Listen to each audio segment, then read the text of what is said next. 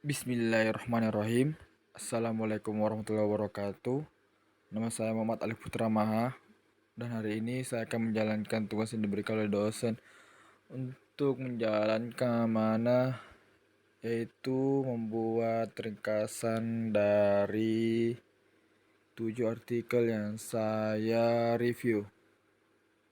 Dan untuk pertama-tama saya akan memperkenalkan apa-apa saja yang akan saya paparkan, yaitu yang pertama ringkasan dari apa yang saya telah review, yang kedua kelebihan apa saja yang saya temukan, dan ketiga hal-hal menarik apa saja yang saya temukan dalam review saya. Yang pertama yaitu ringkasan. Dalam review kali ini membahas tentang keterampilan interpreting bahasa siswa dalam bahasa Indonesia ke bahasa Inggris dan bahasa Inggris ke bahasa Indonesia. Dan penelitian ini bertujuan untuk mengetahui bahwa seberapa baik siswa kelas 10 1 Makassar dalam melakukan interpreting bahasa dan faktor-faktor apa yang mempengaruhi kesulitan siswa dalam melakukan interpreting.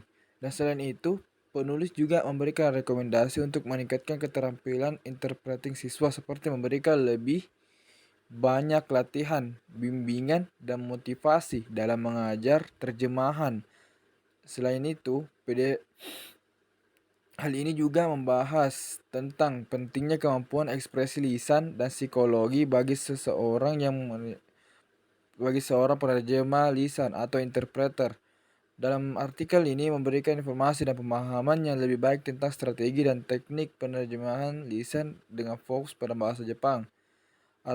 Artikel ini juga memberikan contoh kasus penerjemahan lisan dalam berbagai situasi dan pembahasan pentingnya kemampuan ekspresi lisan dan psikologi bagi seorang interpreter. Dengan demikian, PDF yang saya review ini dapat menjadi referensi yang berguna bagi interpreter dan juga mahasiswa yang mempelajari hal tersebut. Dan yang kedua adalah kelebihan dari apa yang saya review.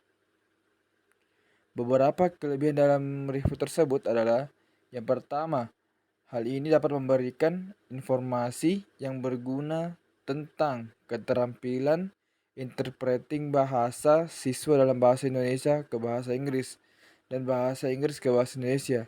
Dan hal ini dapat membantu para pengajar dalam meningkatkan kualitas pengajaran terjemahan. Dan yang kedua ialah hal ini dapat memberikan rekomendasi untuk meningkatkan keterampilan interpreting siswa seperti memberikan lebih banyak latihan, bimbingan, dan motivasi dalam mengajar terjemahan. Dan rekomendasi ini dapat membantu para pengajar dalam meningkatkan kualitas pengajaran terjemah. Yang ketiga ialah hal ini mampu membahas tentang pentingnya kemampuan ekspresi lisan dan psikologi bagi seorang interpreter.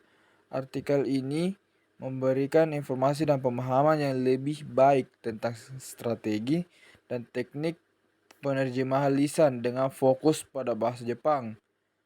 Hal ini dapat memberikan wawasan tentang pentingnya kemampuan ekspresi lisan dan psikologi bagi seorang interpreter. Yang keempat, hal ini dapat menjadi sebuah referensi yang berguna bagi para interpreter dan mahasiswa yang mempelajari interpreting. Hal ini dapat membantu para interpreter dan mahasiswa dalam meningkatkan kualitas interpreting dan memahami strategi teknik interpreting yang lebih baik.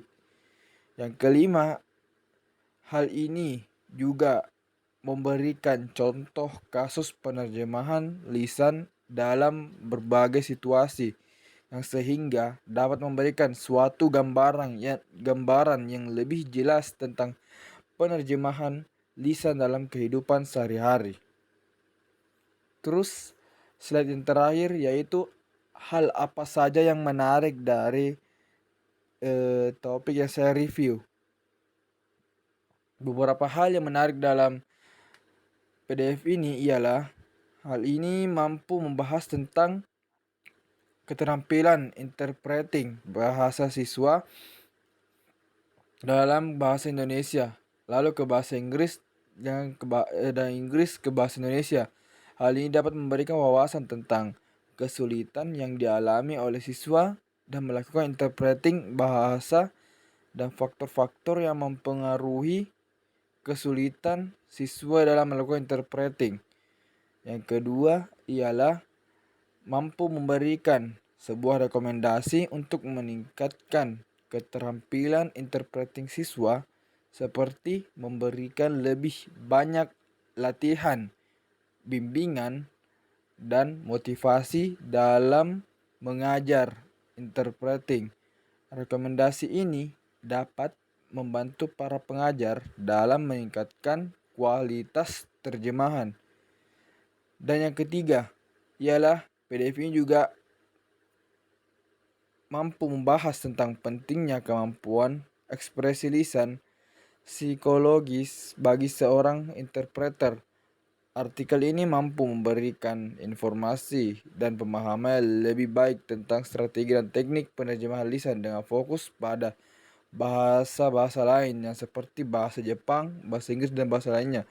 Hal ini dapat memberikan wawasan tentang pentingnya kemampuan ekspresi lisan di psikologis bagi seorang interpreter. Dan yang terakhir ialah hal ini mampu menjadi referensi yang sangat berguna bagi para interpreter dan mahasiswa yang mempelajarinya, yaitu mempelajari interpreting.